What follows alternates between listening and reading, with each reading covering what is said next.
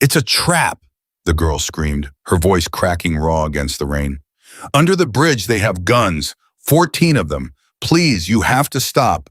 Nash Callahan hit his brakes so hard the rear tire screamed against the wet asphalt, his front wheel stopping less than 2 feet from a child who looked like she'd crawled out of a nightmare. She was soaking wet, wrapped in black trash bags held together with silver duct tape, her bare feet bleeding on the road, her eyes wild with something that wasn't panic, it was warning. Before we go any further, if this is your first time here, hit that subscribe button right now and drop a comment telling me what city you are watching from. I want to see exactly how far the story travels. Now let's get back to that girl standing in the rain. Nash Callahan had been riding since he was 16 years old, and in 21 years on the road, he had developed what his brothers called the gift, a gut-level instinct that fired before his brain caught up an alarm system built not from fear, but from survival. He had ridden through ambushes in Nevada, through interstate standoffs in New Mexico, through a night in Tennessee that none of the men who were there ever spoke about in mixed company. He knew what danger smelled like before it showed itself, and right now, standing over his idling Road King with reins sheeting off his leather cut, every alarm in his body was screaming. Not because of the girl, because of what she just said. He killed the engine. Behind him, 12 bikes went quiet in a ripple, the sound dying backward down the column like a wave pulling out to sea. Cole Drayton, his sergeant-at-arms, pulled up alongside him in under 4 seconds. Drift, their road captain, came up on the left. Nobody spoke. They had been riding together long enough that silence meant pay attention. "Talk to me," Nash said. His voice came out low and steady the way it always did when the situation called for the opposite of panic. "What's your name, sweetheart?" The girl flinched at the word sweetheart, like it was something she hadn't heard in a long time and wasn't sure she deserved. She pulled the trash bag tighter around her shoulders and stood her ground. That was the first thing Nash noticed. She didn't run. Most kids her age facing 14 motorcycles and the men who rode them would have bolted the second the engines went quiet. This one planted her feet. "Ivy," she said. "My name's Ivy." "Okay, Ivy." He swung his leg off the bike and crouched down so he was eye level with her, ignoring the rain soaking through his jeans. "How many men did you say?" 14. She said it fast, precise, no hesitation. 6 on the east side under the first support beam, 4 more up on the walkway above, 3 on the west bank with rifles they've got them on, stands not handheld, so they're planning to shoot at distance, and 1 more man in a truck parked behind the concrete barrier on the north side. He's the one giving orders. He's been there since this morning. The column behind Nash went absolutely still. Cole leaned forward over his handlebars. "She just described a kill box," he said quietly. "She did," Nash agreed. He looked at Ivy, really looked at her. 14 years old maybe, though hunger had pulled her face tight enough that she could have passed for 12. The trash bags she wore weren't a joke or a costume. They were her coat, her shelter, her only layer against the November rain that had dropped the temperature to 43 degrees. Her feet were bare, and the bottoms were dark with old blood and road grime. Her hair was matted against her skull, and her collarbones stood out like tent poles under her skin. But her eyes were clear and focused and certain, and when she spoke in specifics, numbers, positions, equipment. Not panic, intelligence. "How long have you been watching them?" Nash asked. "Since 6 this morning. They came in 3 separate trucks so they wouldn't look like a convoy. They thought nobody was paying attention." She paused. "Nobody ever pays attention to me." The way she said it, flat matter-of-fact, stripped of self-pity, hit Nash somewhere in the chest he hadn't expected. "How long have you been living under that bridge?" he asked. Her jaw tightened. 4 months and 11 days. Drift made a sound behind Nash that wasn't quite a word. Cole said nothing, but Nash heard the shift in his breathing. "Okay," Nash said. He stood up straight. "Here's what's going to happen. You're going to stay right here with Drift. You're not going to moan. Can you do that?" "I'm not going back under there," Ivy said immediately. "Not while they're still there." "You're not going back under there," Nash confirmed. "I promise you that. I just need you to stay put for a minute while I talk to my people. Can you give me 60 seconds? She studied him for a long moment, rain running off her chin. Then she nodded. Nash walked back to the column. Cole was already off his bike. Drift swung off, his one eye still on the girl. The men gathered in close shoulders together, voices low. "She's credible," Nash said. That was all he said on the subject, because in 21 years, he had never been wrong about reading people, and he wasn't starting tonight. 14 guns in a box formation, Cole said. That's not a mugging, that's an execution. Who's the target? Drift asked. Us, presumably. But there's a reason she knew to warn us. She's been watching that setup all day, which means she's been under that bridge for months, and she hasn't left. Which means whatever is down there is connected to whatever has been keeping her alive and hidden. Nash paused. Or whatever she's protecting. She's 14, Drift said, and she just saved 14 lives, Nash replied. That earns her a conversation. He walked back to Ivy. She had wrapped her arms around her torso and was shaking now. Not from fear, but from cold, and the sight of it made Nash pull his cut off without thinking. He held it out to her. She looked at it like he was offering her a live grenade. It's a jacket, he said. It's heavy, put it on. Yeah, put it on. She put it on. It swallowed her whole, the bottom hem dropping past her knees, the sleeves hanging 8 inches past her hands. The death row chapter patch covered most of her back. She looked down at it and then up at him with an expression he couldn't quite name, something caught between wonder and terror and gratitude. Tell me about the man in the truck, Nash said. The one giving orders. Did you hear a name? Something shifted in her face, a calculation happening behind those clear eyes. Vance, she said. The others called him Razor Vance. Cole and Drift exchanged a look. Nash kept his face neutral. You know that name, Ivy said. She was watching him like a hawk. Heard it once or twice, Nash said, which was a significant understatement. Razor Vance was muscle expensive, muscle the kind that didn't work cheap and didn't work unless whoever was paying him had serious resources and equally serious reasons to want someone gone. He wasn't the kind of man who showed up to a county road in the rain over a personal grudge. Someone had hired him and hired him well and sent him here to end this. What's under that bridge, Ivy? Nash asked. And there it was, the thing she'd been carrying since he'd crouched down to her level. He saw it move through her face, the decision forming, the calculation completing. My father was an engineer, she said. Environmental. He worked for the county water authority testing soil and water quality along this whole river corridor. About 6 months ago, he found something. She stopped, swallowed. Barrels, a lot of them, buried in the bank under the Old Millbridge underpass. 67 of them by his last count. Industrial solvent. The toxic kind, the kind that doesn't break down, the kind that leaches into groundwater for 50 years. Someone had been dumping them for over a decade. Your father reported it, Nash asked. He was going to. Her voice didn't break, but it went very quiet. He died before he could. Car accident, they said. 3 weeks after he found the barrels. She looked up at Nash directly. It wasn't an accident. The rain fell between them. I went to live with my aunt. Ivy continued, her voice back to that flat, controlled register. But she'd gotten a phone call 2 days before my father died from a man who said if anyone in our family talked about what my dad had found, the same thing would happen to us. She believed him. She put me out of her house and told me never to come back. She paused. I understood. She has 3 kids of her own. So you went to the bridge, Nash said.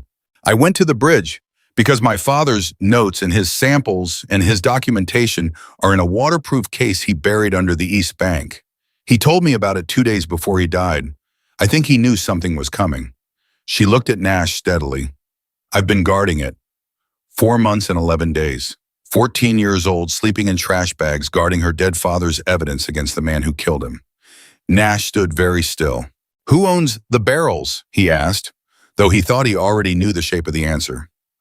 Bartholomew Creed, Ivy said. He owns Creed Chemical. He owns half the industrial land along this river.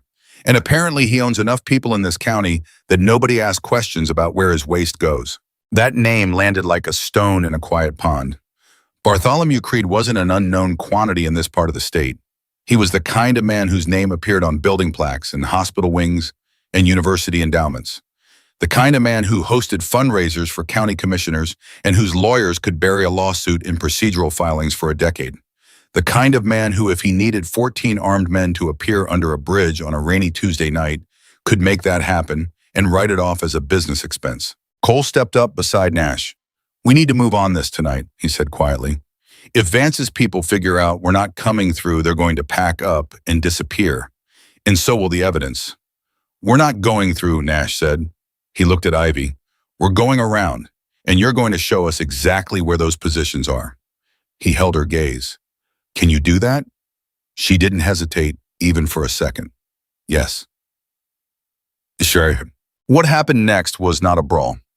Nash needed to be clear about that because what the death row chapter did in the following hour was not the kind of thing that got settled with fists and volume.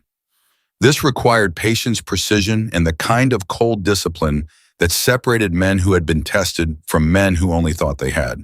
Nash pulled Ivy close and spent 12 minutes with her doing nothing but listening. He asked her to walk him through the positions again, this time in a different order, and she did it without contradiction or confusion, every detail as calmly as she'd first reported it. He asked her to describe the movements she'd observed, whether anyone had rotated positions, whether the rifles were bolt action or semi-automatic, whether the man in the truck had left at any point during the day. She answered every question, accurately, calmly, with the focused precision of someone who had spent 4 months learning to survive by paying attention. You ever play chess? Nash asked her. She blinked. My dad taught me. Then you understand what I'm about to do. He turned to his sergeant-at-arms. Cole, take Shepard, Brody, and Watts. Go east along the tree line parallel to the river. You know the service road behind the grain facility. Yeah, come in from the north bank. You'll be behind their east position. Don't engage until you hear from me. Cole nodded once and moved. Nash turned to Drift. Take Mac and Rourke, West Side River Path.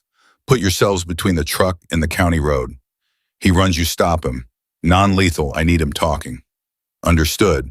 The rest of you, Nash said to the remaining 7. Lights off, engines off. You wait here with the bikes. Anyone comes down this road from the south, you turn them around. You tell them nothing. You call me. He looked at Ivy. Show me where you sleep, he said. She led him through the dark with the confidence of someone who had navigated this terrain hundreds of times without a flashlight because she had. She knew where the bank dropped, where the mud was soft enough to swallow an ankle, where the concrete supports created blind corners, and where they created cover. She moved through the dark like water through stone, finding the path of least resistance, making no sound. Nash followed her. He was a big man, 6'2", 230 pounds, but he had learned long ago that size was only a disadvantage if you let it make you clumsy. He kept his footfalls light and matched her pace. You're quieter than I expected, Ivy said. People usually are when they pay attention, he said. She almost smiled. Almost. Her shelter was exactly what he expected, and somehow worse. A space no bigger than a walk-in closet tucked behind a concrete support column at the far eastern edge of the underpass, invisible from the road above, and shielded from the river by a rusted drainage pipe. She had built it with whatever the river and the road had provided: a section of corrugated metal roofing, a pallet, several layers of heavy-gauge garbage bags, a piece of foam padding that had once been part of a loading dock bumper. Inside, a sleeping bag that had been dried and re-dried so many times it had lost most of its loft. A tin box, a canteen, a library book 3 months overdue, she pointed out with a ghost of a smile that vanished quickly. And under the pallet, wrapped in 2 layers of heavy plastic sheeting and sealed with waterproof tape, her father's case. Nash didn't touch it. He crouched and looked at it, and he felt the weight of what it represented. Not just the evidence inside, but the 4 months and 11 days that a 14-year-old child had spent sleeping on a pallet in November rain to keep it safe. Your dad knew what he was doing, Nash said. He was thorough, Ivy said. He said if you document something properly, the truth doesn't depend on anyone believing you. It stands on its own. Nash stood up. He was right. Then they heard the sound from the east position, a short, sharp exclamation cut off abruptly. Then silence. Cole had made contact. Nash pulled out his radio. A single click came back. 1 down. Then 2 more clicks in quick succession. 3 down. He looked at Ivy. Stay here, he said. Right here, do not move. I know, she said, and then quietly, be careful. It was such a simple thing to say. Such an ordinary thing. The kind of thing someone said to someone they knew, someone they had decided to trust with something they couldn't afford to lose. Nash looked at her for 1 second, 14 years old, his club cut hanging off her shoulders, her dead father's evidence under her feet, and felt something tighten in his chest that had nothing to do with the fight ahead. "Always am," he said, and he moved. Tim. The next 40 minutes unfolded the way the best operations always did, not perfectly but inevitably. Nash and his three remaining men moved through the underpass the way water moves through stone, patient and quiet and absolutely certain of where they were going. They had Ivy's intelligence. They had Cole working the east side. They had Drift cutting off the exit. The men Creed had hired were professionals in the sense that they had been paid and had showed up and had positioned themselves competently. But they had been waiting for a motorcycle column to come rolling through a lit road engines announcing themselves from a quarter-mile out. They were not prepared for silence. They were not prepared for men who knew where they were before those men ever reached them. One by one, the positions fell quiet. The three with the long rifles on the west bank were last. Nash took the middle one himself, a quick controlled engagement, no shots fired, no injuries. The man went down and stayed down. That left the truck and Razor Vance. Drift had done exactly what Nash asked. The truck was boxed, Mac on the north side, Rourke on the south, Drift himself standing 30 feet in front of the grill with his arms at his sides and an expression on his face that communicated with complete clarity that the truck was not going anywhere. Nash walked around to the driver's side and knocked on the window. It took Vance a moment, then the window came down. He was not what Nash expected. Medium height, mid-50s, heavy through the shoulders, with the kind of face that had absorbed a great deal of violence over many years and had emerged looking practical rather than threatening. He looked at Nash with the flat, calculating eyes of a man who was already running numbers, odds, outcomes, options. "You want to tell me who hired you?" Nash said. "I want to tell you that you've made a very expensive mistake," Vance said. "I've made expensive mistakes before," Nash said pleasantly. "I tend to survive them." "You want to reconsider the question?" Vance looked at the three men surrounding his truck. He looked at Nash. He looked at the underpass where 13 of his people had gone quiet. He made his calculation. "Bartholomew Creed," he said. "He gave me the contract 3 days ago. You and your chapter and the girl. He said the girl had to be included. Said she was a loose end." He paused. "I don't normally take contracts on children." "But you took this one," Nash said. Vance looked at him with something that might in different light have been shame. The money was significant. Nash nodded slowly. "Here's what's going to happen," he said.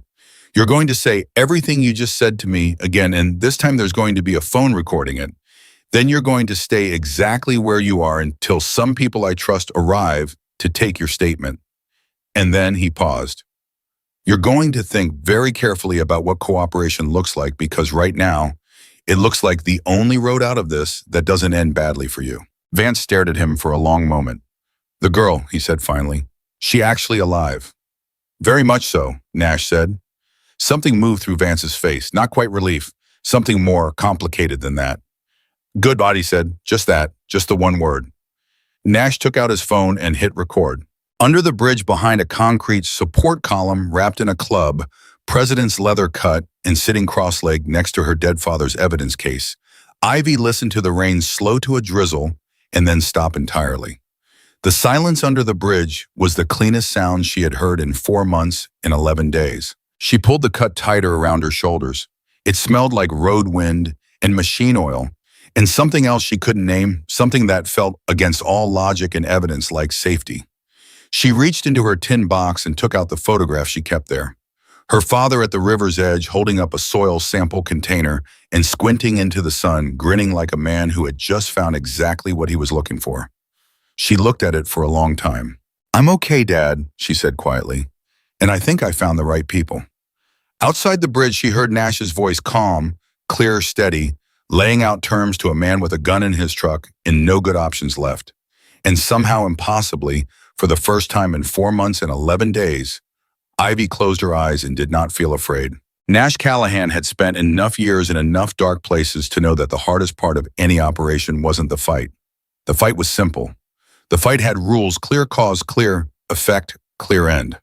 The hardest part was always what came after when the adrenaline dropped and the weight of what actually happened settled onto your shoulders like wet concrete. He walked back under the bridge with his phone still recording and found Ivy exactly where he'd left her sitting cross-legged on her pallet, his cut wrapped around her like a blanket, the photograph in her hand.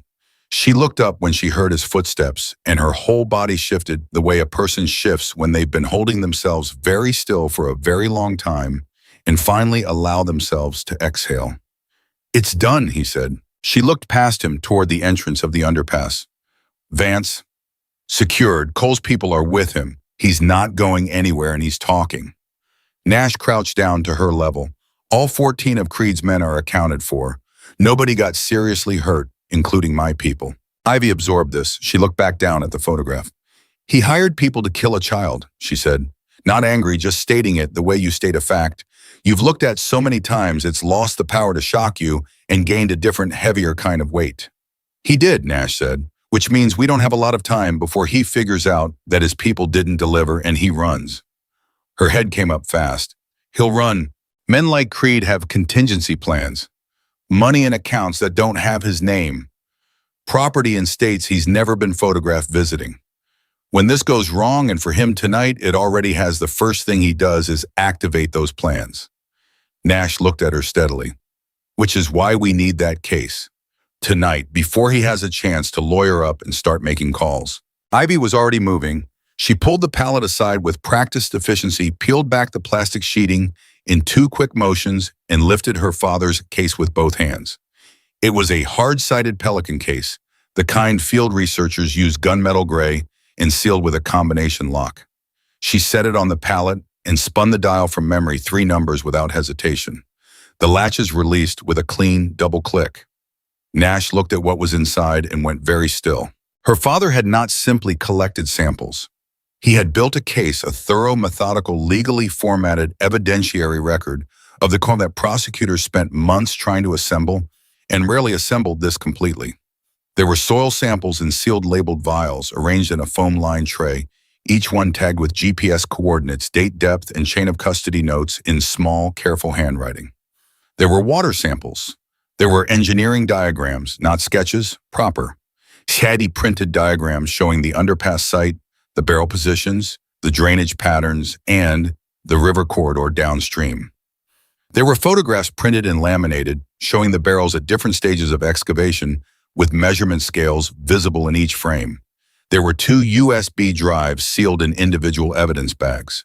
There were handwritten journals, 4 of them, spiral-bound, filled front to back in her father's small, dense script. And clipped to the inside lid of the case was a single sealed envelope with 4 words written across the front in block letters for whoever finds this. Nash looked at Ivy. "He knew he wasn't going to make it," she said quietly. "I think he knew the week before he died. He stopped taking the long way home. He started carrying his personal drive everywhere. He told me to memorize the combination." She paused.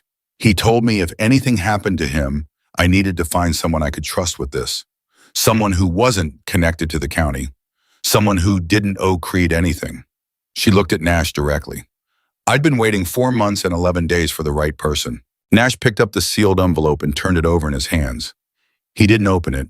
He set it back carefully. "Your father was a brave man," he said. "He was scared," Ivy said, "but he did it anyway. He said that's what brave actually is." Behind them, Drift appeared at the edge of the underpass. "Nash, Cole needs you at the truck. Vance is saying something you should hear." Razor Vance had been in the business of violence long enough to know when a situation had passed the point of no return, and he had reached that point approximately 20 minutes ago. He was a practical man, had always been a practical man, and practical men, when the walls closed in, made practical decisions. The question was not whether to cooperate. The question was how to cooperate in a way that left him with something to work with on the other side. He was sitting in the front seat of his truck with Mac on one side and Rourke on the other, and when Nash climbed into the back seat and pulled the door shut, Vance turned and looked at him with those flat, calculating eyes and said, "There's more than the dumping." Nash waited. "Creed's been running that chemical operation for 11 years, Vance said. "The barrels under the bridge are the smallest of it. He's got 3 other dump sites along this river corridor. 2 of them are upstream of the municipal water intake for Halford County." He paused to let that land. 60,000 people drink that water. The truck went very quiet. "How do you know this?" Nash asked. "Because the contract he gave me 3 days ago wasn't the first contract I've worked for him." Vance kept his voice level, but something behind his eyes tightened. 4 years ago, he hired me to discourage a county inspector who was getting too curious about one of the upstream sites. I discouraged him. The inspector moved to another state. It bothered me more than most jobs do. He looked at his own hands. The girl's father was the second time someone got too close. I wasn't given that contract. Creed used someone else for that one.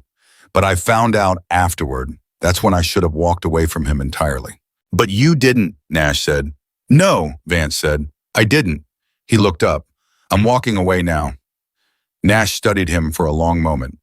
The 3 other sites. You know their locations? I know 2 of them precisely.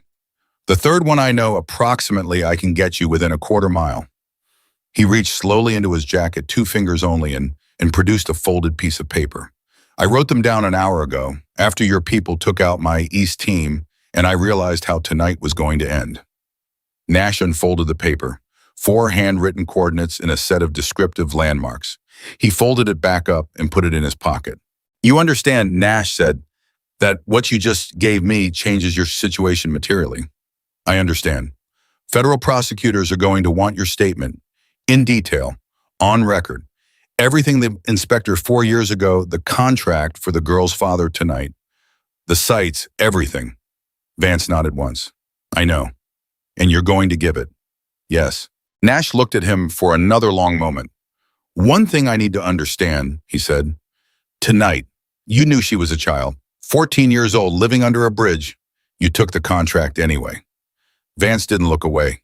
He could have made excuses, the money, not knowing the full picture, having been in the business too long to ask questions he didn't want answered. He didn't make any of them. He just held Nash's gaze and said, yes, I did, and I'm going to have to carry that. It was the most honest thing Nash had heard anyone say in a long time. He didn't forgive it. He didn't condemn it. He filed it away with the particular kind of weight that true things carry. He got out of the truck and called Cole. We need a clean line to federal jurisdiction, he said. Not county, not state, federal direct. You know who to call. Cole was already pulling out his phone. Give me 10 minutes. Ivy was standing outside the underpass when Nash came back, the case at her feet and his cut still wrapped around her shoulders. She had her father's photograph in her hand again, not looking at it this time, just holding it the way people hold things that connect them to something they can't afford to lose. There are 3 more sites, Nash told her. He didn't see any reason to protect her from the truth. She had earned the truth. All along the same river corridor. 2 of them upstream of the county water intake. She absorbed this without visible reaction, which told Nash she had already suspected something of the scale. That's why he was so desperate to keep my father quiet, she said. It wasn't just about avoiding a fine. The full extent of it would have been criminal prosecution, decades. It's going to be criminal prosecution anyway, Nash said. We just expanded the case significantly. She looked at the case at her feet. My dad documented the bridge site because that's what he physically found. But in his last journal, she stopped to reach into the case and lifted one of the spiral-bound books. He wrote that he believed the bridge site was just a staging area, that the real volume was somewhere else. She opened to a page near the back and held it out to Nash. He wrote that 2 days before he died. He said he needed 1 more week to pin down the upstream locations. Nash took the journal and read the entry. Her father's handwriting was small and precise, and the entry was written with the controlled urgency of a man who knew he was running out of time. He had documented his suspicion about the upstream sites with the same methodical care he had given everything else. Logic laid out step-by-step evidence, cited conclusions drawn carefully. He had even noted the name of the county official he believed Creed had in his pocket, along with the date of a meeting he had observed between that official and Creed's operations manager. Nash looked up from the journal. This name, he said, pointing. He's still in his position.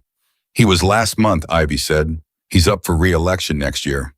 Nash took a photograph of the page with his phone. Then he photographed every other page in that journal front to back, and then did the same with the other 3. 12 minutes steady and methodical while Ivy watched him without speaking. When he was done, he looked at her and said, Your father built an entire federal case and then buried it under a bridge with his daughter guarding it. Do you understand how extraordinary that is? She looked at the journals. He was just doing his job, she said. And her voice for the first time all night was not flat or controlled. It was just sad. simple and honest, and shouted in the way that only true grief sounds. Nash was quiet for a moment. Then Cole appeared at the underpass entrance with his phone held out. EPA Criminal Investigations, he said. And I've got an FBI field contact who's been building a case on Creed's business operations for 8 months. He wants to talk. Now. Ivy looked at Nash. Nash looked at her. You ready for this? He asked. She straightened her shoulders, both of them deliberate and square, and picked up her father's case with both hands. She looked exactly like a person who had been preparing for a specific moment for 4 months and 11 days and was done waiting for it to arrive. Yes, she said. Sam. The next 3 hours did not move slowly.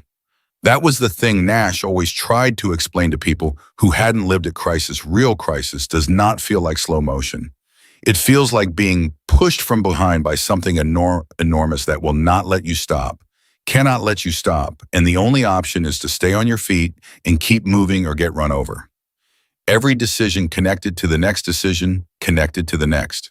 Every conversation seeded the following conversation. There was no pause, no breath, no moment to sit with what was happening and understand it. That came later. Right now, there was only forward. The FBI contact, a man named Garrett, who spoke in tight, precise sentences and asked questions that told Nash he already knew most of the answers and was confirming, rather than discovering, listened to the full account, asked for the documentation to be photographed and transmitted, and was silent for a long moment before he said, "The case we've been building is circumstantial. What she's carrying is direct. We've been 8 months looking for what she's had under a bridge for 4 months." Nash relayed this to Ivy. She pressed her lips together and said nothing. Garrett's next question was about the 3 additional coordinates. When Nash read them off, the silence on the other end of the line was the loudest silence Nash had heard all night. "Read those again," Garrett said. Nash read them again. "Hold on." The sound of movement of a door opening and closing, of lowered voices in the background. Then Garrett came back on and said, 2 of those coordinates are within a protected watershed area. We have been trying to identify the source of a contamination plume in that watershed for 16 months. We could not find the source. A pause. We just found it. Ivy was watching Nash's face while he listened, reading him, the way she read everything intently, precisely missing nothing. When the call ended, she said, "What did he say?" "He said your father just solved a 16-month federal investigation from beyond the grave," Nash said. Something broke open in her face. Just for a moment, 1 second of complete, unguarded relief, the kind that comes when something you have been carrying alone finally has other hands on it. Then it closed again, but it was different closed than before. Lighter.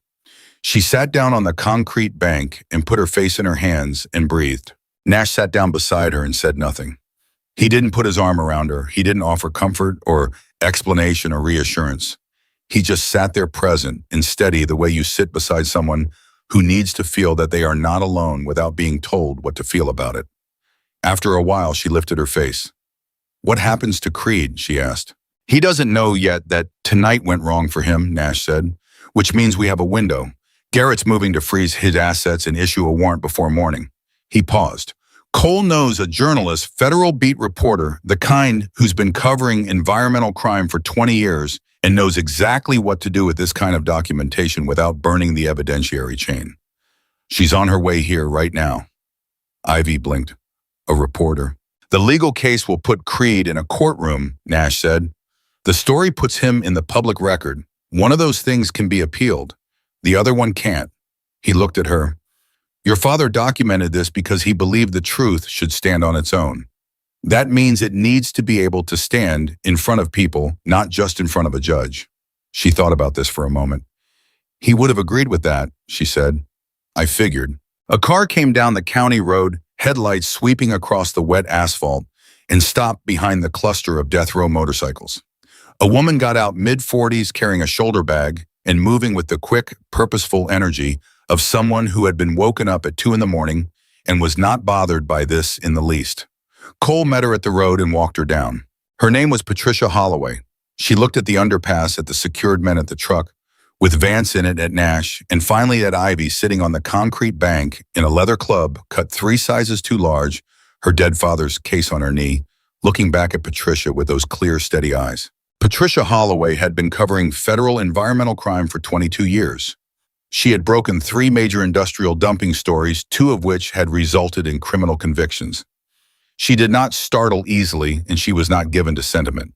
She looked at Ivy for a long moment, and then she turned to Nash and said quietly, "How long has she been out here?" 4 months and 11 days, Nash said. Patricia closed her eyes briefly. When she opened them, they were bright and sharp and absolutely certain. "Tell me everything," she said to Ivy. And Ivy, for the first time in 4 months and 11 days, did exactly that. She talked for 47 minutes without stopping. She talked about her father finding the barrels, about the phone call her aunt received, about being put out of the only home she had left, about choosing the bridge because it was the one place she knew her father's evidence would be close enough to guard. She talked about the cold and the hunger, and the way she rationed what little she could collect or find. She talked about watching Creed's men arrive that morning, about counting them, about memorizing their positions with the methodical patience her father had taught her. She talked about hearing the motorcycles coming down the road and making the decision, the split-second, everything-on-the-line decision to run out and stop them. "I didn't know if you'd believe me," she said to Nash.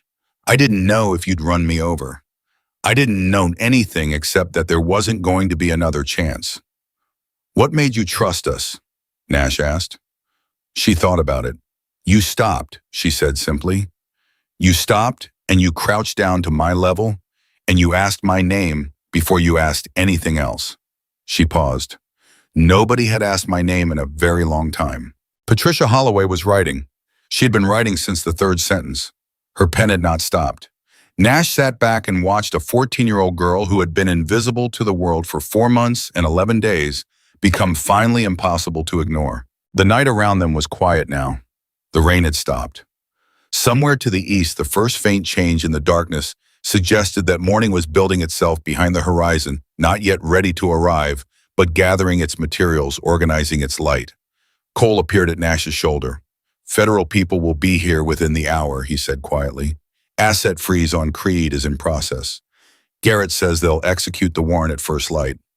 And Vance's people, restrained and documented. Nobody's filing complaints." Cole paused. "Nash, what do we do about the girl when the federal people arrive? They're going to want to take custody. She's a minor without a guardian." Nash looked at Ivy, who was still talking to Patricia, steady and clear, and certain her father's photograph lying on the case beside her, her hand resting on it unconsciously like an anchor. "Nobody's taking her anywhere without her consent," Nash said. "She's been making life or death decisions on her own for 4 months. She can decide who she goes with." Cole nodded slowly. "You know she trusts you."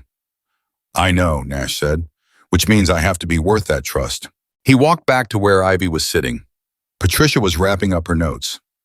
Ivy looked up at him, and he could see the exhaustion hitting her. Now the crash that comes when the emergency is over and the body finally admits what it's been through. "You're going to be tired soon," Nash said, "and federal agents are going to want to talk to you. Before any of that happens, I need to ask you something." He met her eyes directly. "Is there anyone at all who you want us to contact? Family, a teacher, a neighbor, anyone who knew you before?" She was quiet for a moment. "There was a librarian," she said finally, "at the county library 2 towns over. Mrs. Calloway. She let me stay late sometimes, and she never asked questions about why I didn't want to go home." She paused.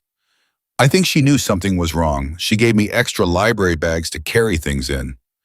She looked down. "She probably thinks I just moved away." "We'll find her," Nash said. Ivy looked at him. "Nash." "Yeah." "What happens to the bridge? After all of this, after the cleanup, after the legal stuff, what happens to this place?" He hadn't thought about it yet. He thought about it now. The underpass, the barrels, the contaminated bank, the rusted drainage pipe, the space where a child had lived alone for 4 months and 11 days to protect the truth. "I don't know yet," he said honestly. She looked at the concrete above them. "My dad used to say that contaminated land doesn't have to stay contaminated. That remediation is real. That you can clean something that's been poisoned and turn it back into something living." She traced a crack in the concrete with one finger. He said he'd seen it happen. Nash looked at her hand on the concrete and at the photograph beside her and at the case between her feet, and something solidified in him, the way decisions solidify when they're complete before you've consciously made them. "Your dad was right," he said. "I've seen it happen too." The eastern sky was changing. Not light yet, just the memory of light, the promise of it, the way the darkness begins to thin at its edges before it yields entirely. Patricia Holloway closed her notebook and looked at Nash with an expression that had a question in it. He answered the question she hadn't asked yet. Whatever story you write, he said, make sure her father is in it. By name. Full name. Make sure people know who built that case. Patricia nodded. What was his name? Nash looked at Ivy. Daniel Mercer, Ivy said. His name was Daniel Mercer. He was a county environmental engineer, and he was 41 years old, and he knew something was wrong, and he documented it anyway because he thought the truth mattered. Her voice was steady all the way through. It does. It did. It still does. Patricia wrote it down. Every word. Somewhere on the county road above them, a car door opened and closed, and then another. The federal people were arriving early. Nash could hear Cole's voice calm and directing handling the introductions. He heard Drift say something short and factual about the secured men. He heard Patricia's heels on the road surface as she went up to meet them. Ivy stayed seated. She hadn't moved. She was looking at the place where her father's case sat on the pallet open now, its contents photographed and transmitted, and in the hands of people who had the authority to do something with them, and her expression was something Nash had no easy word for. Not relief exactly, not joy. Something older and quieter than either of those. Something that looked like the end of a very long wait. You did good, Nash said. She looked at him. My dad did good, she said. I just stayed.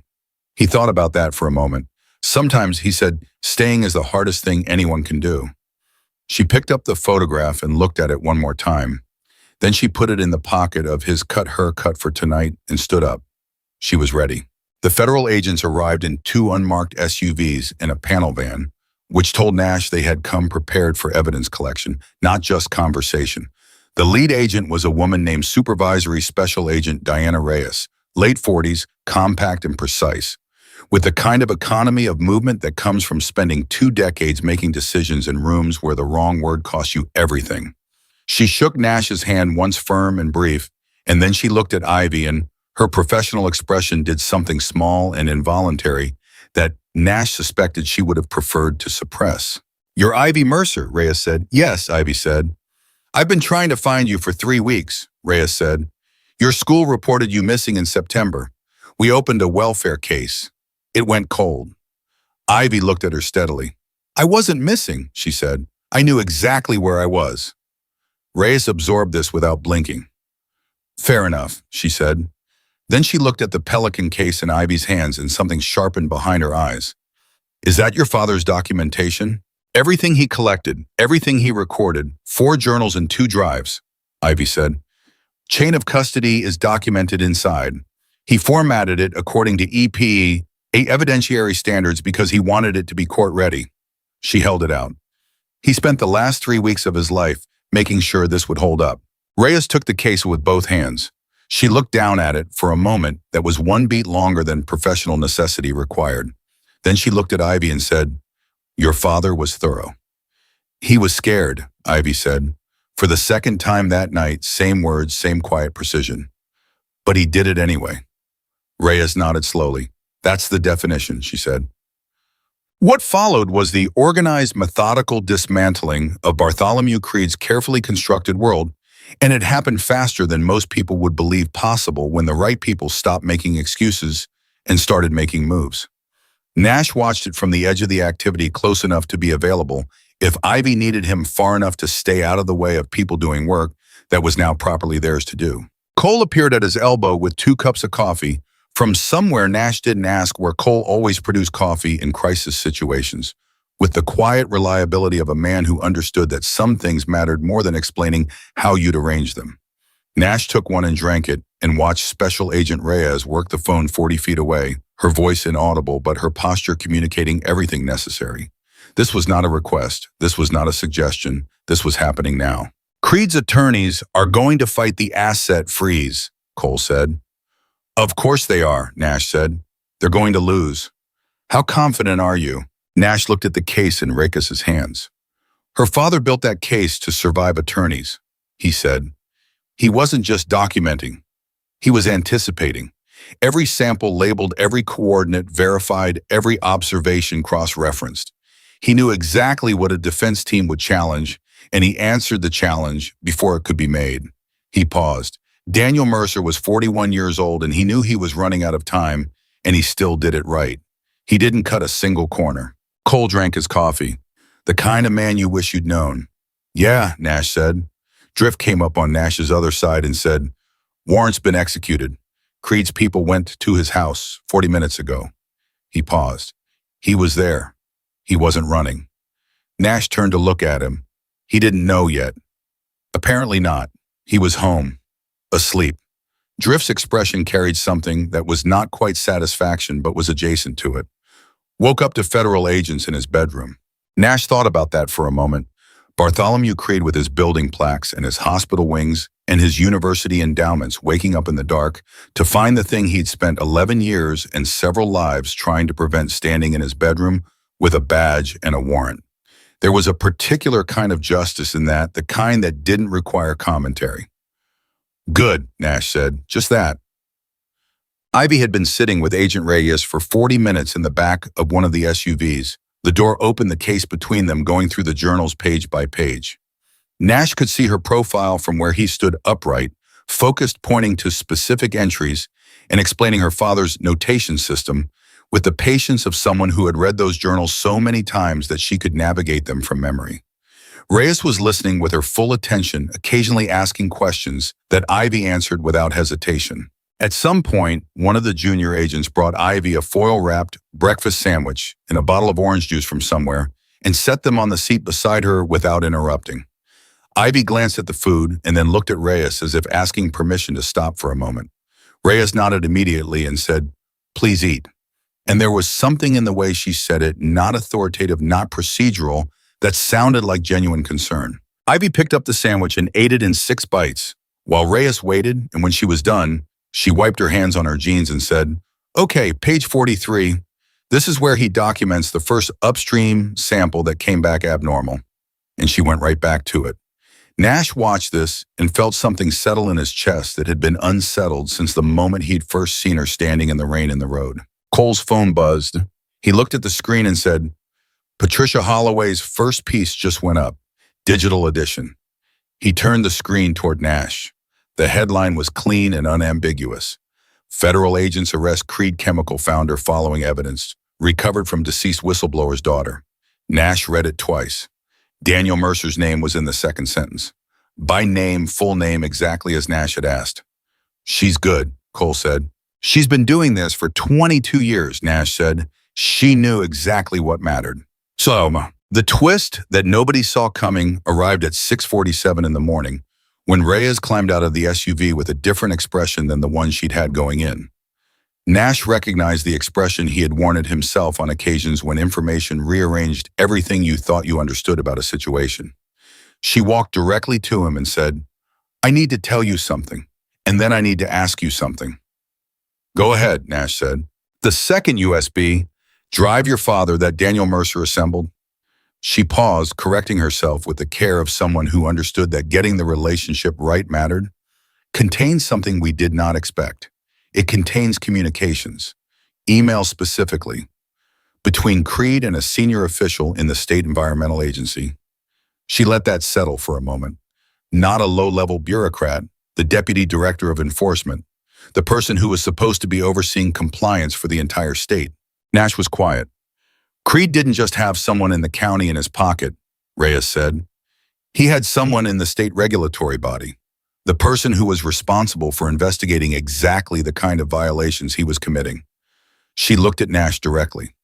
Daniel Mercer's report, if he'd lived to file it, would have gone directly to that office, directly to the man Creed owned.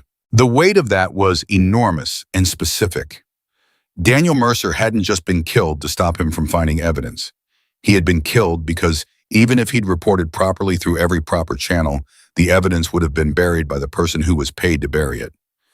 "He didn't have anyone to report to, Bishop," Nash said slowly, "even if he'd done everything right." "Not within the system he trusted," Reyes said. "No." Nash looked at the SUV where Ivy was still going through the journals. "Does she know?" he asked. "Not yet." Reyes held his gaze. I wanted to tell you first, because she trusts you and you can help me figure out the right way to give her that information. Nash thought about Ivy's face when she described her father. Scared, but did it anyway. He thought about 4 months and 11 days under a bridge, guarding a case that was supposed to go to people who were already compromised. He thought about a 14-year-old girl who had done everything right and still had nobody to hand it to until 14 motorcycles came down a rain-soaked county road. Tell her straight, Nash said. She doesn't need softening. She's handled harder truths than this. He paused. But tell her also that it doesn't change what her father did. He built the documentation good enough to go around the compromise channel. He built it to survive exactly that scenario, even if he didn't know specifically that was the scenario.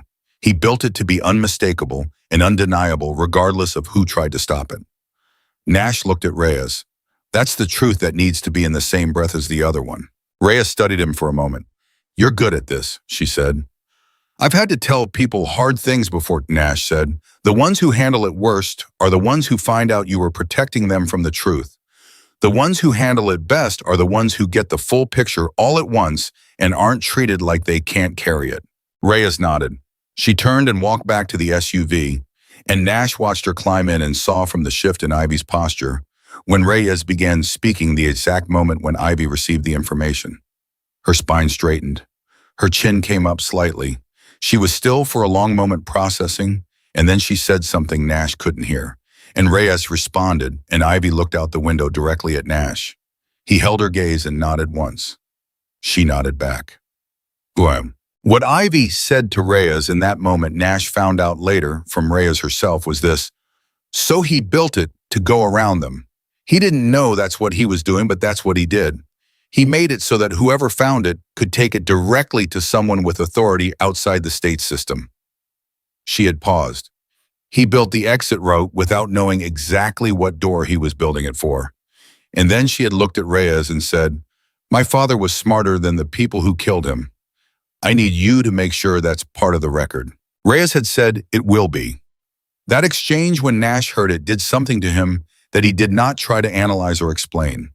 He simply held it and let it settle the way you hold something true that you know you will carry for the rest of your life.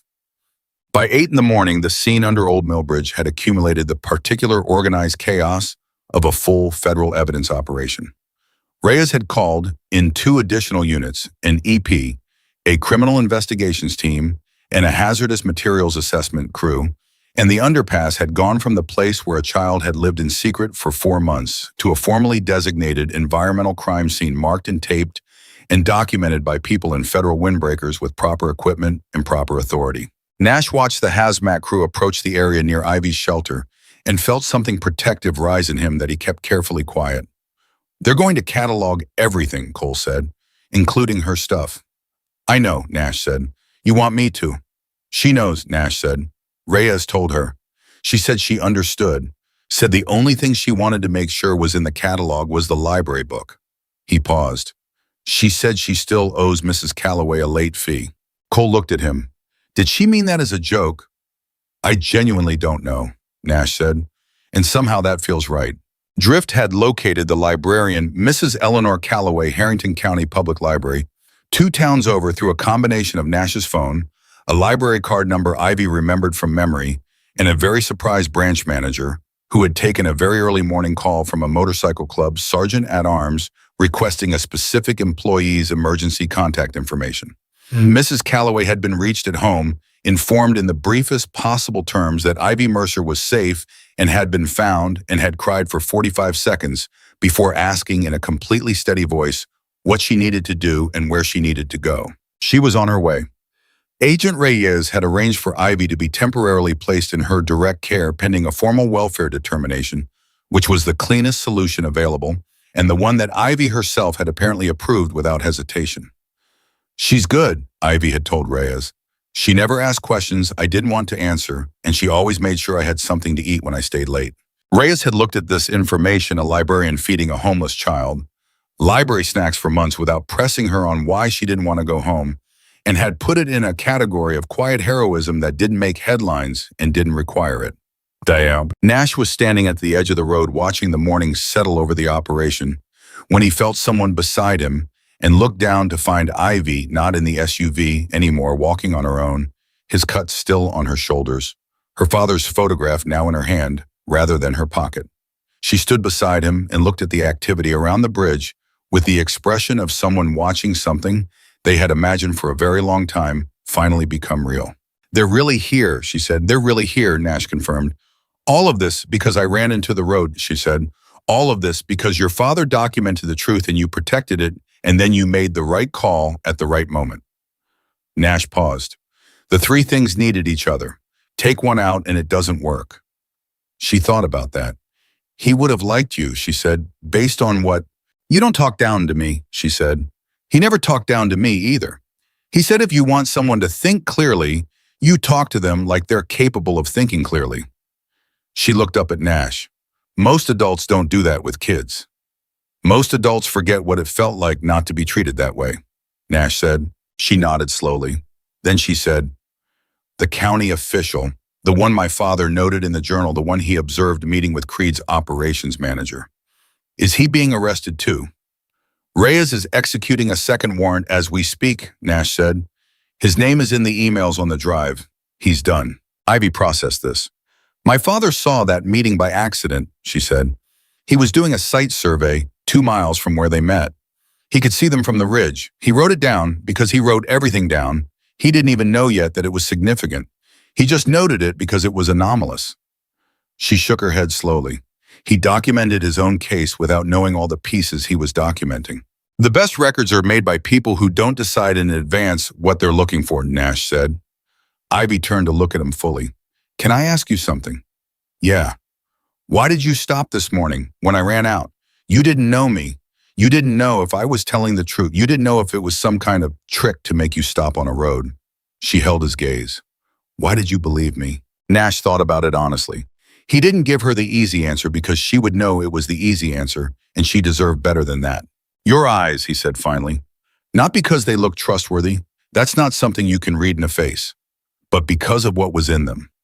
You weren't scared for yourself. You were scared for us. Someone who's setting a trap doesn't look at the people they're trapping like they're worried about them. You looked at us like we were people you were trying to save, and I've been around enough situations to know the difference between someone running towards you and someone running at you." He paused. "You were running toward us." She was quiet for a moment. Then, "I wasn't sure I'd make it in time," she said. "I heard the engines from half a mile out. I ran the whole way barefoot. I didn't think about what happened if you didn't stop. I just ran." "How long were you watching Creed's men before you decided to do something about it?" "All day," she said. "I watched them set up. I counted them. I mapped their positions. I figured out the formation and understood what it was." She paused. "I spent about 6 hours deciding if I should do anything, wondering if you were people worth saving or people who maybe deserved what was coming." She said it without apology. "I didn't know who you were." "What decided it for you?" Nash asked. She was quiet for a long moment. "I thought about my father," she said. "He found something that was hurting people he'd never met. People who drank that water, people downstream who'd never know what was in it. He didn't decide whether they were worth saving. He just documented it and tried to report it because the harm was real, regardless of who it was happening to." She looked at the road. "I didn't know if you were good people, but you were people who were about to ride into a kill box, and the harm was real, regardless of who you were." She looked back at Nash. "So I ran." Nash looked at her for a long moment. "Your father would have been proud of that answer," he said. Something moved through her face, complex and layered and deeply private. She looked down at the photograph in her hand. "I know," she said quietly. "I think that's the only reason I could say it out loud." A car came down the county road and pulled in behind the federal vehicles, a sedan moving with the careful urgency of someone who had driven fast without breaking laws because they were afraid of being delayed. It stopped, and a woman got out, mid-60s, gray hair pulled back, wearing the kind of sensible cardigan that suggested she had dressed quickly and practically and had not thought once about her appearance. She looked around the scene with wide, searching eyes, and then she saw Ivy, and her hand went to her mouth. Ivy turned. "Mrs. Calloway," she said, And Mrs. Eleanor Calloway covered the 40 feet between them in a way that didn't look like walking or running, but something in between. And she wrapped both arms around Ivy Mercer and held on. And Ivy, who had been steady and focused and controlled for the entire night, who had delivered precise intelligence and testified to federal agents and received hard truths without flinching, made a sound that was small and sharp and entirely human, and held on back. Nash looked away, not because he was uncomfortable with it, but because some moments are private even when they happen in public, and the people in them deserve the dignity of not being watched. Cole stepped up beside him again. Reyes wants to know if you're available for a formal statement. In a few minutes, Nash said. She says the case is clean enough that they're projecting federal indictment within 30 days. Criminal counts on the dumping alone are significant. The emails on the drive add conspiracy and obstruction. Cole paused. She also said, and I quote, that in 22 years of federal environmental enforcement, she has never seen a private evidentiary record this complete, assembled by a non-lawyer acting alone under personal threat. He paused again. She said Daniel Mercer should be in a textbook. Nash nodded. He looked at Ivy, who was still wrapped in Mrs. Calloway's arms, her face hidden against the older woman's shoulder, his cut still hanging off her back with the death row patch facing the world. Tell Reyes 2 minutes, he said. He took those 2 minutes and spent them looking at the bridge, the underpass, the contaminated bank, the space that had been a hiding place, in a guard post, in a child's only home for 4 months and 11 days. He thought about what Ivy had said the night before when she asked what would happen to this place. He thought about her father's words as she had reported them. Contaminated land doesn't have to stay contaminated. Remediation is real. You can clean something that's been poisoned and turn it back into something living. He made a decision, not a complicated one. The complicated part would come later. The logistics and the permits and the conversations with the right people. The decision itself was simple, the way the most important decisions always are. Simple, incomplete, and already finished before he'd consciously started making it. This place was going to be something different, something that meant what it should mean. But that was for later. Right now he turned and walked toward Agent Reyes, who was waiting with her notepad and her questions and 22 years of doing the work that mattered. And behind him, Mrs. Calloway was saying something soft and steady to Ivy that Nash couldn't hear. And the morning was fully arrived, now the light clean and clear after the rain, and somewhere in Bartholomew Creed's world walls were coming down. Razor Vance sat in the back of a federal vehicle with his hands folded and his practical eyes looking at nothing and said, when the junior agent asked him if he needed anything before transport, "No, but tell the girl I'm sorry, if you get the chance." The agent wrote it down and said nothing, and Vance looked back out the window at the morning and sat with what he'd bought and what it had gone and what he still owed. And Ivy Mercer, still wrapped in a dead man's evidence and a living man's trust, finally let herself cry, quietly, briefly, and completely. And then she straightened up and wiped her face with the sleeve of Nash's cut and looked at Mrs. Calloway and said, "I have a lot to tell you." "I have time," Mrs. Calloway said, "all the time you need." The 30 days that Agent Reyes had projected for federal indictment turned out to be 23. Nash found out from Cole, who found out from Patricia Holloway, who had been embedded so deep in the federal coverage of the Creed case that she was filing 3 stories a week, and her editor had stopped asking her when she was coming back to the office because the answer was always the same when it's done and it's not done yet. The indictment came down on a Tuesday morning, and it was not a small document.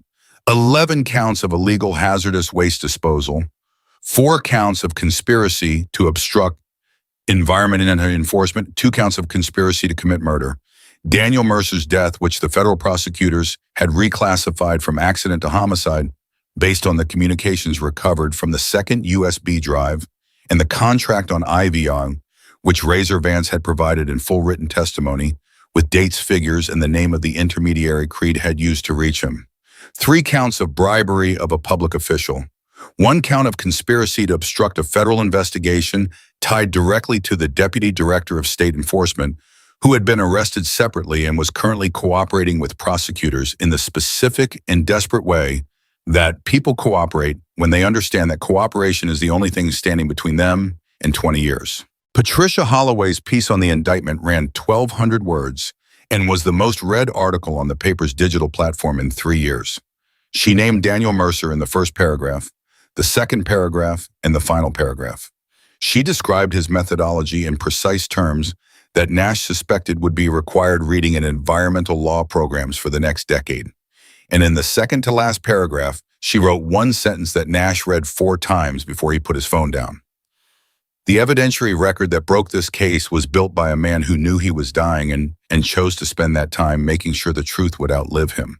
Nash read it a 5th time. Then he called Ivy. She picked up on the second ring. She was staying with Mrs. Calloway had been since that morning at the bridge 3 weeks ago, and the sound of a real house in the background. Mrs. Calloway's radio playing low somewhere. The small domestic sounds of a place that was warm and inhabited did something to Nash that he didn't try to name. "Did you see the indictment?" he asked. "I saw it," Ivy said. "Mrs. Calloway printed it out. She printed out Patricia's article too." A pause. "She's been cutting out all the articles and putting them in a binder." "How do you feel, dear?" Nash asked. She was quiet for a moment. "Weird," she said. "I thought I'd feel more. I thought when it actually happened, I'd feel something big and clear. But it's more like when you've been holding your breath for so long, you forgot you were doing it, and then you finally exhale, and the exhale is so quiet, you almost miss it." Nash understood that exactly. "The big feelings come later," he said. "Sometimes weeks later. Sometimes they ambush you in the middle of something completely unrelated." "Has that happened to you?" she asked. "More times than I can count," he said. A small silence. Then Nash. "Did you know they reclassified my father's death?" "Yes. Reyes called me yesterday before it was public." Ivy's voice was steady, but he could hear the weight in it, not new weight, old weight, the kind that had been there since the beginning, but was now confirmed rather than suspected. "I already knew. I've known since the night you found me. But knowing something and having the federal government say it on paper are 2 different things." "They are," Nash said. "It makes it real in a different way," she said. "Is that strange?" "It's not strange at all," Nash said. "It means the world finally caught up to what you already knew. That takes time to land." She breathed. "Creed's lawyers filed to contest the asset freeze this morning," she said. "Reyes told me. She said it won't work, but they'll try." "Let them try," Nash said. "Your father built that case to survive exactly that kind of trying." Another pause, the kind that has something in it building towards something. "Nash," Ivy said, "can I ask you something about the bridge?" "Yeah." "What did you decide?" she asked. "That morning, I saw you standing there looking at it before you talked to Reyes. You had the look of someone who just decided something." Nash hadn't told anyone what he'd decided that morning. He'd been letting it sit, turning it over, making sure it was the right thing before he said it out loud. But Ivy had read it on his face 3 weeks ago, and she was asking now, which meant she'd been carrying the question for 3 weeks, and that was long enough. "I decided we're going to clean it," he said. "Properly. All of it, soil remediation, water testing, full decontamination in coordination with the EPA, And when it's clean, we're going to build something there. Something green, something that belongs to the community and has his name on it." He paused. "Your father's name, if that's something you'd want." The silence on her end lasted long enough that Nash checked his phone to make sure the call was still connected. "Daniel Mercer Memorial Park," Ivy said finally. Her voice was very quiet. "If you want it to be," Nash said. She didn't say anything for a moment. He heard her breathing. He heard Mrs. Calloway's radio in the background. He waited. "Yes," she said, "I want it to be." John. The logistics of what Nash had committed to were considerable, and Cole made sure he understood this in complete detail approximately 4 hours after Nash announced it to the chapter at their next meeting. The environmental remediation alone, working in coordination with the EPA cleanup order that was now mandatory under the federal case, would take months and cost money. The chapter didn't have sitting idle. The park design, the permitting, the community coordination, all of it was work that needed people who knew how to do it, and some of those people would need to be paid. Nash listened to all of this with the patience of a man who had already made the decision and was now listening to the reasons it was complicated so that he could address them systematically. "We fundraise," he said. "We have contacts in every county in 3 states. We put the word out, we explain what it's for, and we see who shows up." Cole looked at him. "You think people are going to donate money for a park named after a man most of them never heard of?" "They've heard of him now," Nash said. "Patricia's been writing about him for 3 weeks. His name has been in every major piece on the Creed case. He's not unknown anymore." And the chapter's involvement in the cleanup, Drift asked. We coordinate with the EPA on this. That's a significant relationship to develop. Agent Reyes is already on board, Nash said. Everyone at the table looked at him. I called her yesterday. She said the EPA cleanup order will cover the decontamination costs through the federal case. Creed's seized assets fund the cleanup as part of the penalty structure. What we contribute is the community development piece. The park itself. A beat of silence. You called a federal agent, Cole said slowly, and asked her to partner with us on a community project. I did. And she said yes. She said yes, Nash confirmed.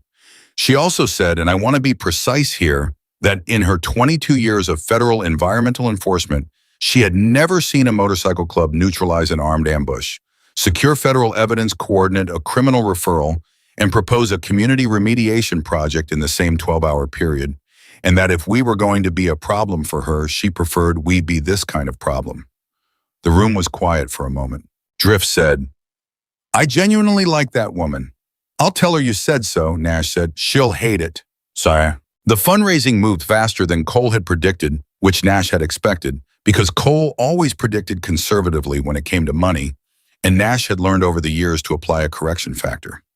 Patricia Holloway wrote a piece specifically about the Memorial Park Initiative, framed around Daniel Mercer's documentation methods around what the site had been and what it would become, and it was picked up by 2 national outlets within 24 hours. By the end of that week, the chapter's dedicated fundraising account had received contributions from 41 states and 7 countries. Someone in Oregon sent a check for $10,000 with a note that said only, my family's water was poisoned 20 years ago. Nobody did anything. Thank you for doing something. Nash read that note to the chapter at their next meeting. Nobody said anything for a long moment. Then Drift said, Oregon, we should ride out there sometime. And somehow that was exactly the right response. Creed's legal team filed 3 separate motions to delay the asset freeze release in the first 2 weeks after indictment, and all 3 were denied. His assets, including 2 properties along the river corridor, significant investment accounts, and the operational assets of Creed Chemical, were formally seized and designated for remediation costs and victim compensation. The Deputy Director of State Enforcement, whose cooperation had expanded the case significantly, received a reduced charge in exchange for testimony that implicated 2 additional Creed-connected officials in neighboring counties. The walls didn't just come down for Creed, they came down for the people who had been holding them up. Razor Vance's cooperation agreement was finalized. He would serve time Nash had never expected otherwise, and Vance hadn't asked for otherwise. He had asked only that his full testimony be on the record complete and unredacted, and that the court understand the scope of what he was providing. The prosecutor had agreed. It wasn't redemption. Vance wasn't looking for redemption. He was looking for accountability, which is a different thing, and which in Nash's experience was actually harder. In fact, I do. The twist that had arrived 6 weeks after the indictment came not from the legal case but from Ivy herself, and it arrived in the form of a phone call that Ivy made to Nash on a Thursday afternoon while he was in the chapter's garage working on a carburetor that had been giving him trouble for a week. I got a letter, she said. From who? Nash asked, setting down the wrench. Westbrook Academy. A pause. It's a boarding school. Private. About 2 hours from here. Another pause longer. They're offering me a full scholarship. Tuition, housing, meals, books, everything, starting next fall. Nash wiped his hands on a shop rag and sat on the edge of the workbench. How did they find you? Patricia, Ivy said. She wrote about me in one of her pieces about my father's work, about what I'd been doing. Apparently one of the Academy's board members read it. Ivy's voice had a quality he hadn't heard in it before, not exactly uncertainty, but something adjacent. The sound of someone standing at the edge of something large and not entirely sure what to do with their own feet. The letter says they have a science program, environmental science specifically. They have a partnership with a federal watershed research consortium. Nash was quiet for a moment. Nash, Ivy said. Yeah. Is it okay to want it? She asked. It feels, I don't know, it feels like something that should have conditions. Like there should be a reason I don't get to have something this straightforward. That question hit him with a precision that he hadn't been prepared for. He put the shop rag down on the workbench and gave the answer the care it deserved. There are no conditions, he said. You earned it. Not because of what happened, you didn't earn it by suffering. You earned it because you're the kind of person who reads environmental engineering journals at 14 years old while living under a bridge and can brief a federal agent on evidentiary standards without missing a beat. That's not trauma. That's who you are. He paused. You want it, you take it. That's the whole answer. She was quiet for a moment. Then she said, he would have been so excited about the environmental science program. Yeah, Nash said. He would have been. I'm going to accept, she said. Good, Nash said. Nash. Her voice shifted slightly. The chapter, will you still be around after I go? The question was asked carefully with the precision of someone who had learned not to assume that people who show up will keep showing up, because life had taught her that lesson young and hard. Nash understood exactly what she was actually asking, which was not a logistical question about geography. You're going to be 2 hours away, he said. That's less than a Sunday ride. A small sound on her end that was not quite a laugh, but was close to one. Okay, she said. And Ivy, he said. Yeah, when you get to that school and you walk into that environmental science program, and they ask you why you're interested in this field, you tell them about your father. You tell them exactly what he did and exactly how he did it. You make sure they understand what rigorous documentation in the field looks like, because he was the best example of it any of them are going to encounter. Nash paused. You carry him into that room. You've been carrying him this whole time. Don't stop. The silence that followed was the particular kind that means someone is holding something too full to speak through without spilling it. I won't, she said finally. The day the EPA formally completed the initial decontamination assessment on the Old Millbridge underpass site, clearing it as remediated to residential standard, which was the highest standard available, and the one Nash had specifically requested, Nash drove out there alone. No bikes, just his truck in the quiet in the morning. He stood where Ivy's shelter had been. The pallet was gone, the corrugated metal was gone, the drainage pipe was still there but cleaned and assessed. The bank had been excavated, the barrels removed, the contaminated soil replaced with clean fill that would settle over the winter and be ready for development by spring. It was just land. Clean land. He had the park plans in a folder on his front seat, drafted by an architect in the city who had offered her services at cost. When Patricia wrote about the project and refined over 3 weeks of back and forth with Nash Ivy and a landscape firm that specialized in ecological restoration. The design centered on a native plant meadow along the riverbank with a walking path that connected to the county trail system 2 miles downstream. There would be a bench overlooking the river with a small plaque. There would be a native tree grove planted in a pattern that followed the coordinates of Daniel Mercer's original sample sites. Nash's idea, which the architect had taken and made into something beautiful. And there would be a small educational kiosk. Ivy's idea explaining the history of the site, the contamination, the cleanup, and the man who had found it. So people know, Ivy had said when she proposed it. Not so they feel bad, so they know it's possible. That one person with a soil sample kit and a spiral notebook can change what happens to the water 60,000 people drink. The construction was scheduled to begin in early spring. The chapter would be there for the groundbreaking every member. Nash had already confirmed it. He stood on the clean bank and looked at the river moving past cold and clear in the November light one year, almost exactly since Ivy had run out into the road in the rain. The water moved the way water always moves, without memory or malice, carrying whatever the land gave it. For 11 years, it had been carrying what Creed gave it. That was over now. The tests upstream showed the contamination plume dissipating. The watershed team that Garrett had connected to the site was projecting full natural recovery within 3 to 5 years. Water is patient in ways that people are not. It doesn't hold grudges.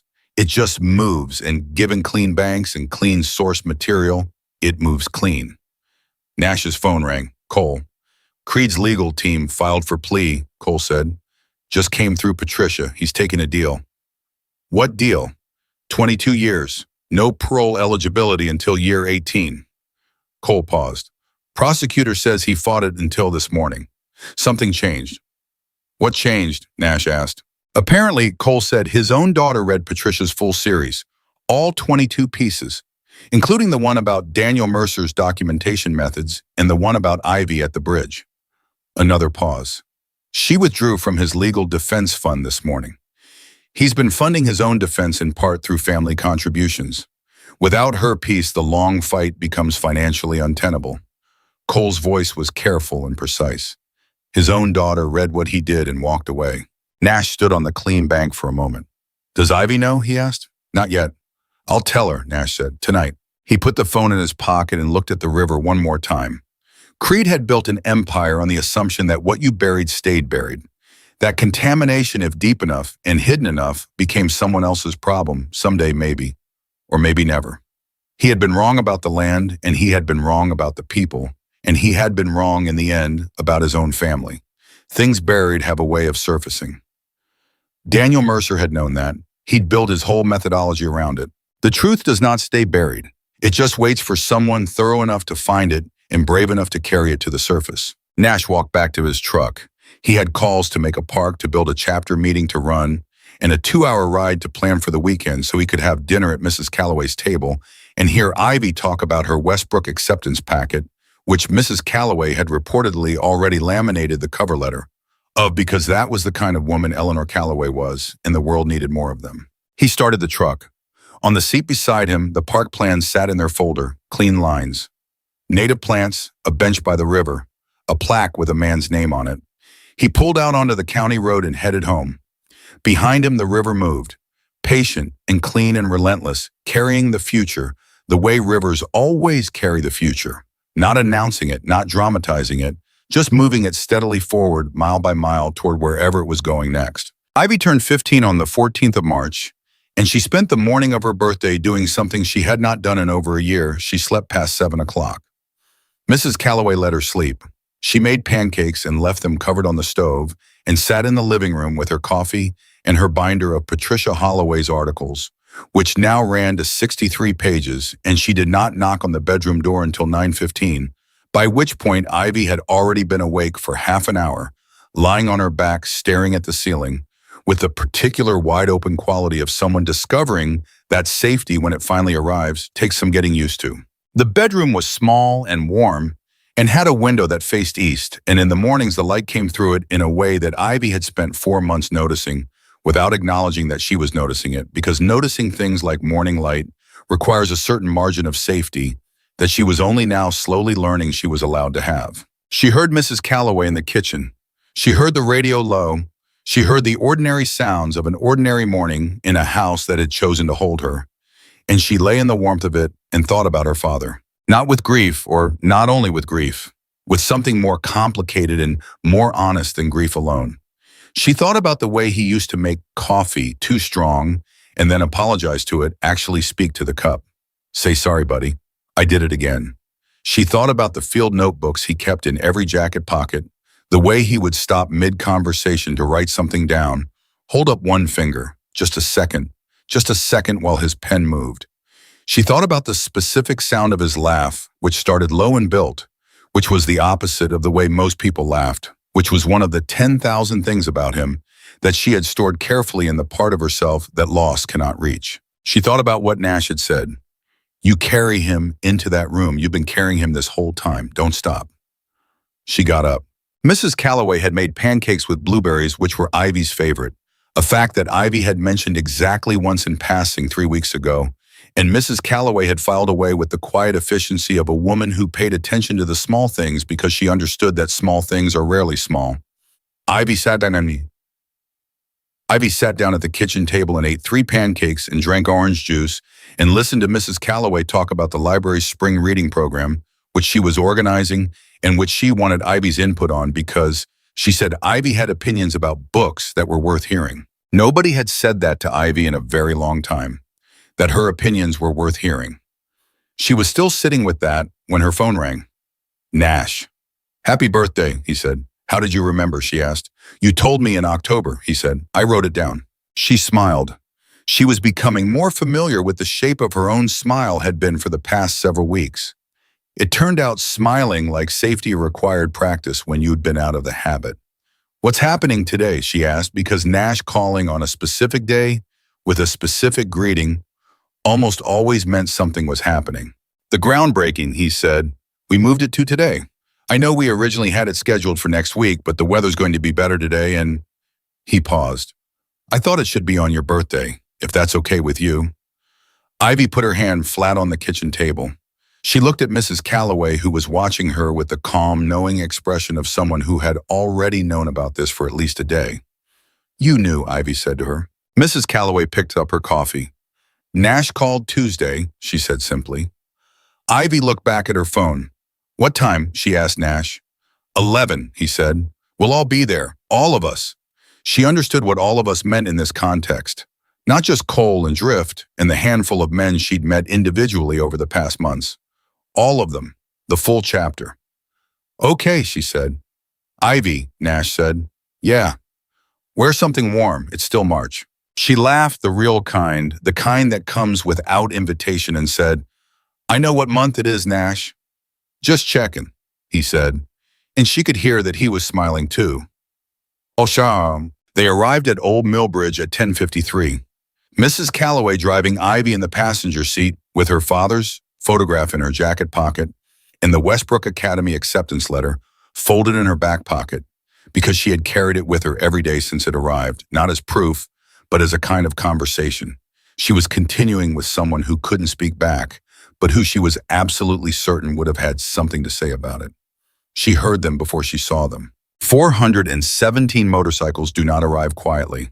They arrive the way weather arrives, as a sound first felt in the chest before it reaches the ears, a low collective rumble that builds from the distance into something that occupies the air completely.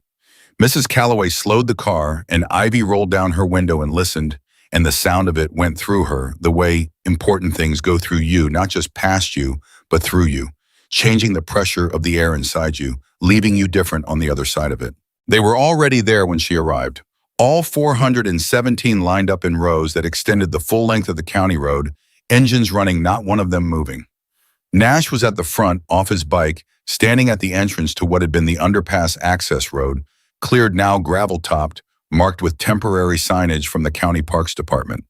He was wearing his cut and his riding gloves and an expression that was controlled and warm and completely steady, the way he always looked when something mattered significantly. Ivy got out of the car. The moment her feet hit the gravel, all 417 engines went silent. Not staggered, not gradual. All at once. The sound dropped away like a curtain falling, and what replaced it was the particular quality of silence that only arrives after great noise, amplified and textured and full of presence rather than absence. Ivy stopped walking. 417 men on 417 motorcycles, and not one of them made a sound. Nash walked toward her. He stopped 2 feet away and looked at her with those steady gray eyes and said, We thought it should be quiet when you got here. She pressed her lips together. She was not going to cry at 10:53 in the morning and at her own birthday groundbreaking. She had made this decision in the car, and she was sticking to it. Thank you, she said. Her voice came out level. She was proud of that. Nash nodded. He reached into his cut and produced something, a folded piece of cloth, dark held in both hands, with a formality that told her it was not casual. He held it out to her. She took it and unfolded it. It was a cut, a vest, black leather, size for her, not a child's version, not a costume, but a real one, properly weighted with the death row chapter patch on the back, the same as his, the same as all of them. And above the patch, in the place where members carried their road name, a single patch with 2 words stitched in white thread. Honored Sister. She looked at it for a long moment. This is real, she said. Not a question. It's real, Nash said. I didn't do anything to, she started. You ran into the road in the rain and warned 14 men who were about to ride into an execution, Nash said. You guarded your father's evidence for 4 months and 11 days with no resources and no backup and no guarantee that anyone was ever going to come. You briefed a federal agent on evidentiary standards at 2 in the morning after being awake for 20 hours. And you told the truth when telling the truth was the most dangerous available option. He held her gaze. You did quite a bit. She looked at the cut in her hands. Put it on, Nash said. She put it on. The leather was stiff and new and smelled like the same thing as it smelled like that first night road wind, and something solid. It fit. She didn't know how he'd known her size, and she didn't ask. Some things you just accept. She turned to face the 417. Every single one of them raised a fist. Silent, simultaneous, absolute. Ivy Mercer raised hers back. She cried then. She had said she wasn't going to, but some decisions get made for you, and this was one of them. She cried the way people cry when something they had stopped expecting finally arrives suddenly and completely, and without any ability to moderate it. She turned back to Nash, and he did not offer her platitudes or tell her it was okay, or any of the things that people say when they don't know what else to do with someone else's emotion. He just stayed where he was, present and solid, and let her cry without making it into anything other than what it was. When she was done, she wiped her face with the sleeve of the new cut and said, "My father would have been embarrassed by all of this." "Probably," Nash said. "He would have come anyway." She laughed again, sharper and shorter than the laugh in the kitchen, the kind that comes right after something true. "Yeah," she said, "he would have." The groundbreaking itself was simple, which was right. Nash had made it simple deliberately because he knew that the most important moments rarely benefit from ceremony and almost always benefit from clarity. There was no podium, no microphone, no formal agenda. There was a piece of land that had been cleaned and a plan for what it would become and the people who were going to build it. Agent Reyes was there off duty in her own clothes, which surprised Ivy, until she realized that Reyes had made a choice to be here as a person rather than as a function, and that choice meant something. Patricia Holloway was there without a notebook for the first time Ivy had ever seen her, which meant she had come for the same reason. Nash handed Ivy a shovel. It was a real shovel, not a ceremonial one, the kind you buy at a hardware store with a wooden handle worn smooth at the grip, the kind her father would have approved of. "You start," Nash said. She drove the blade into the clean earth and turned the first shovelful and set it aside. The soil was dark and rich and smelled like nothing bad at all, just earth, just the ordinary productive smell of ground that had been given back to itself. Nash took the shovel and turned the second. Cole took it and turned the third. And then the chapter moved in, and the work began, and Ivy stepped back and watched 417 men work the ground where she had once hidden from the world, and the thing she felt was not triumph exactly. It was something quieter and more permanent. It was the feeling of a thing being made right, not erased, not pretended away, but genuinely, materially, physically set right by human hands that had chosen to do it. Mrs. Calloway appeared beside her and handed her a cup of hot cocoa from a thermos, which she had brought without mentioning it to anyone because that was exactly the kind of woman Eleanor Calloway was. Ivy held the cup in both hands and watched. The twist that arrived on the day of the groundbreaking was not dramatic in the way that the night at the bridge had been dramatic. It arrived quietly the way the most important revelations tend to arrive in a conversation, in a small moment, in something said plainly that rearranges everything you thought you knew about the shape of your own story. Patricia Holloway came to stand beside Ivy mid-morning when the main work was well underway and the site had taken on the organized energy of a project in actual progress. Patricia had a coffee and looked at the work and then looked at Ivy with the direct, unhurried attention of a woman who had spent 22 years understanding that the story is always more than what's visible on the surface. "Can I tell you something?" Patricia asked. "Yes," Ivy said. "I've been covering the Creed case for 4 months. 63 articles. I've talked to the federal prosecutors, to Reyes, to the hazmat team, to Vance's attorney, to 3 separate environmental scientists, to the families in the watershed downstream." Patricia paused. "I want to tell you something about what I found when I went back and looked at your father's journals with a researcher from the university's environmental science program." Ivy turned to look at her fully. "Your father's documentation methodology," Patricia said carefully, "is according to Dr. Ellen Park, who is one of the top field researchers in environmental forensics in the country, the most complete and legally viable field documentation of industrial dumping she has reviewed in 30 years of practice. Not good, not solid, the best." Patricia held Ivy's gaze. "Dr. Park wants to write it up as a case study and proper field evidentiary collection. She wants it published in the Journal of Environmental Forensics. She wants it taught." She paused. "She wants to name the methodology." Ivy stared at her. "She wants to call it the Mercer Protocol," Patricia said.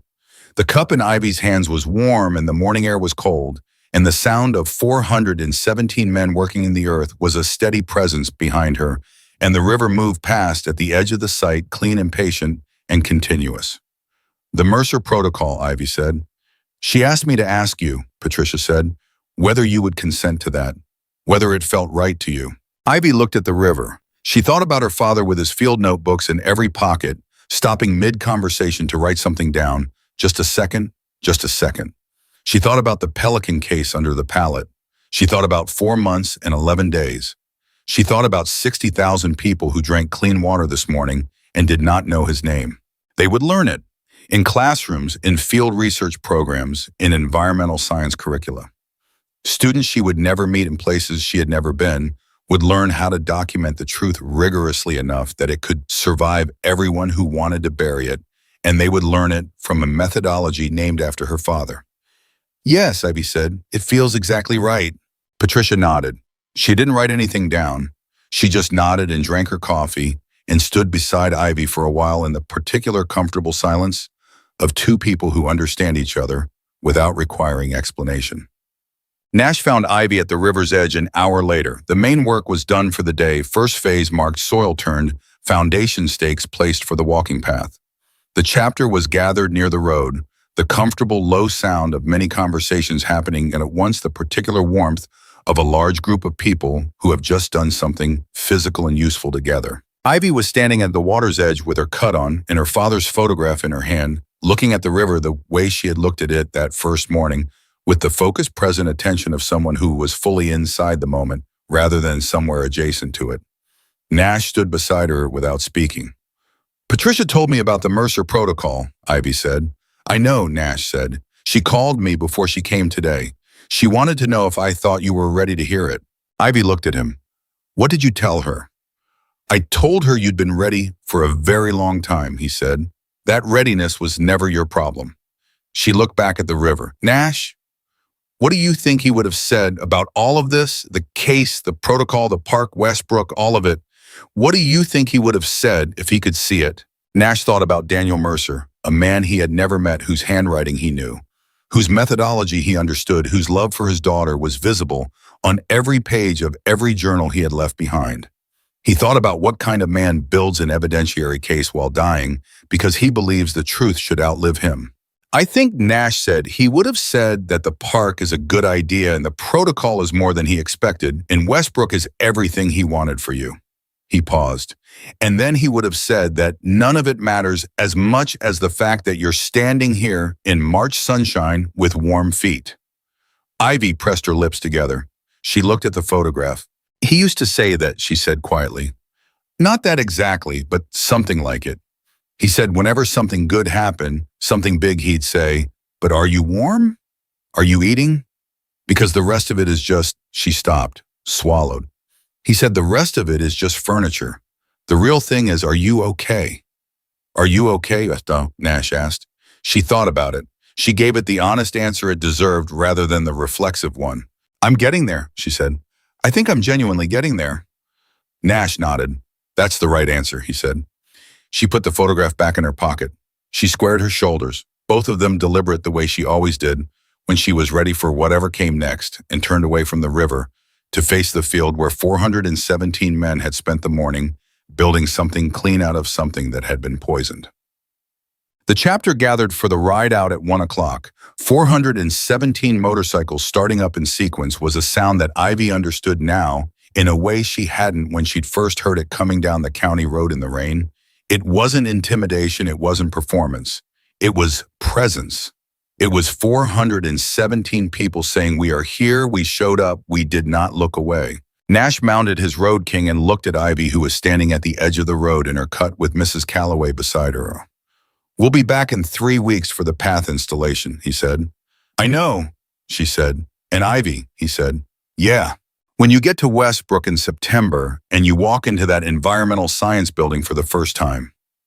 He held her gaze from the saddle. You walk in like you belong there, because you do. Not because someone gave you a scholarship, because you earned your place in that room before you ever applied. She held his gaze. She did not look away. She had learned that from him, that holding someone's gaze when they mean what they're saying was not rudeness, but respect, the way you honor something true by receiving it fully. I will, she said. He nodded. He kick-started the engine. The column moved. 417 motorcycles pulled out one by one, each one passing Ivy, where she stood at the road's edge, each rider giving her the same acknowledgement, a nod, a raised fist, 2 fingers off a handlebar, each gesture individual and each one meaning the same thing. She stood straight and received each one. She did not look at the ground. She did not look away. The last bike in the column was Cole, who rode past and then stopped and looked back at her over his shoulder and said, "You need anything, anything at all you call, day or night, you understand?" "I understand," she said. He nodded once and pulled away. And then the sound receded, that great collective rumble moving down the county road, growing smaller and then smaller still, until it was just the suggestion of sound, and then just the memory of it, and then just the morning, just the river, just the clean-turned earth of the site that would become in the spring a meadow with a bench and a plaque in a tree grove planted in the pattern of her father's sample coordinates. Mrs. Calloway put her arm around Ivy's shoulders. Ivy leaned into it. She looked at the site, at what it was becoming, at what it was already, and she thought about everything it had been. The hiding place and the guard post and the cold and the hunger and the 4 months and 11 days.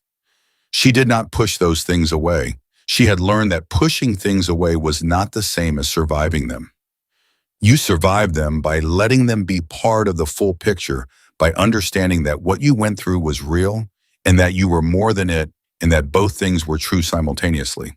Her father had taught her that, not in those words, in the way he documented everything, every anomaly, every irregularity, because you do not pretend the contamination isn't there. You measure it, you record it, and then you figure out how to remediate it, and then you build something living on the cleaned ground. She was 15 years old. She had a scholarship to Westbrook Academy, an honored sister patch on her back, a librarian who laminated her acceptance letters, a federal case with her father's name in it, a methodology that would carry his name into classrooms she would never see, and a park being built on the ground where she had once been invisible. She had a photograph in her pocket.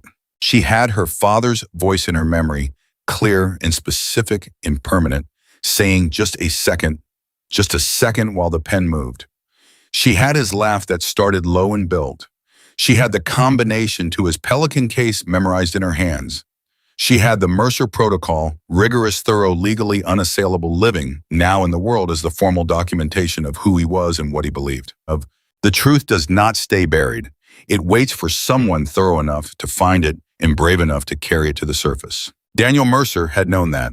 He had staked his life on it and lost his life for it and won it anyway, because the truth he documented was standing on clean ground in the March sunshine, wearing his name on a park sign and a research methodology, in the quiet, certain spine of a 15-year-old girl who had inherited his precision and his courage and his absolute unshakable belief that the evidence, if gathered properly, would speak for itself. She turned from the site and walked back to Mrs. Calloway's car, and her feet were warm, and she was not afraid.